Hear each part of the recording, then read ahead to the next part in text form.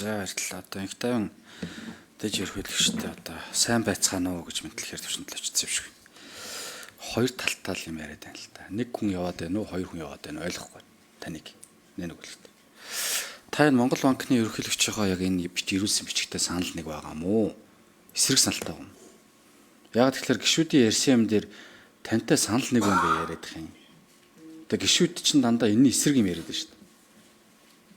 Тэгэхээр та Монгол банкны ерөнхийлөгчийн буюу өөрийнхөө дээр байдаг албан тушаалтны эсрэг зүйлийг яриад ингэж зүгээр хувийн хувьд бол би ойлгоод байна. Тэгээ санал нэг байгаа юм бол тэгээ хэдүүлээ өөрчлөе л доо. Хэрвээ өөрчилж чадахгүй бол надад албан тушаал дээр байх шаардлага юу байгаа. Энэ жижигэр хөвгтэй болцсон. Яваад аймааргүй нэгтэй ерөнхийлөгч. Монгол банкны албан тушаалтнууд тэтгэврийн ахмадууд гараад валютын ханшны зөрүүн дээр ажилтдаггүй шүү. Нэг одоо нэг аль бисаар хэлмээр байна. Яагаад өнөөдөр энэ асуудал хөндөгдөд байгаа вэ гэдгийг л бид нар бодох хэрэгтэй байхгүй. 36 сарыг ойлгож байна. 24 сарыг ч ойлгож байна. Ахмадуудад дарамт тулж байгаа. Өрнөөс өрний хооронд яваад дуусч байгаа. Нэг талтаа тэтгэвэр гэж авч чадхаа болчиход байгаа. Энэ үнэн. А гэхдээ бид нар энийг зохицуулахгүй гэж яриад байгаа шиг. Та нарын зохицуулах үүрэг чинь инфляц бодлогын хүч шүү. Тэгвэл яагаад бараа бүтээгдэхүүний чинь үнэсөөд яагаад бодлогын хүч нэмэгдээд яагаад инфляц чинь нэмэгдээд яваад байгаа юм? Эний чинь дагаад л асуудал үүсчихэд байгаа шүү. Та нарын хийх ёстой үндсэн ажил чинь шүү. Тэгээ энэ үндсэн ажлаа хамгийн муу хийчихэд тэтгэврийн зээл тэтгэвртэй холбоотой асуудал төр манай Монгол банк хөндлөнгөөс нөлөөлөхгүйгээ суугаад байгаа чинь өөрөө үндсэн уг асуудлаа углуургаар нь ойлгохгүй байна л гэсэн үг байхгүй. Яагаад өнөөдөр энэ асуудлыг бид нар 2025 оны 12 дугаар сарын 2-ны өдөр хэлцээ сууж байгаа. 2016 онд улсын дундаж цалин 800 мянга байсан байхгүй.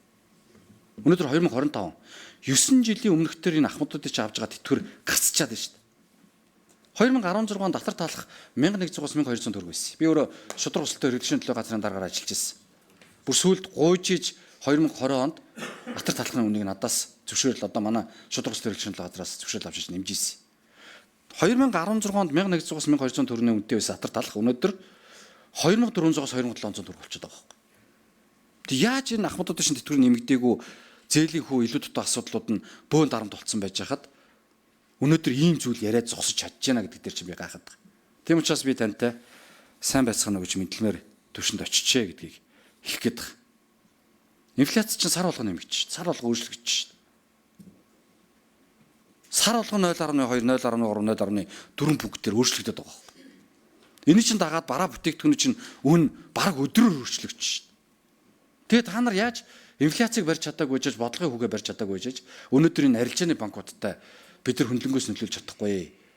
Энэ одоо байж байгаа зарчмаараа явнаа гэж яриад байгаа. Энэ олон мянган ахмадуудын асуудлыг яаж шийдгээд байгаа гэж би ерөөсөй ойлгохгүй.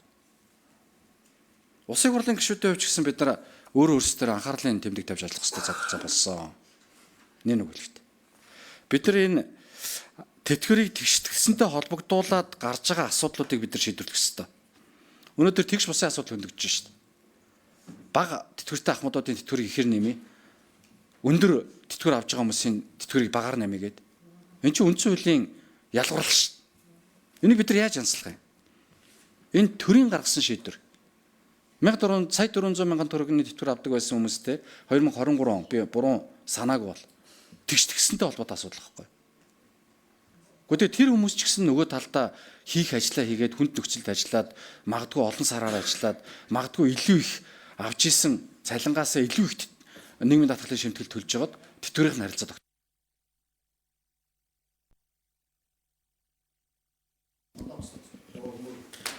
За, тэрсэн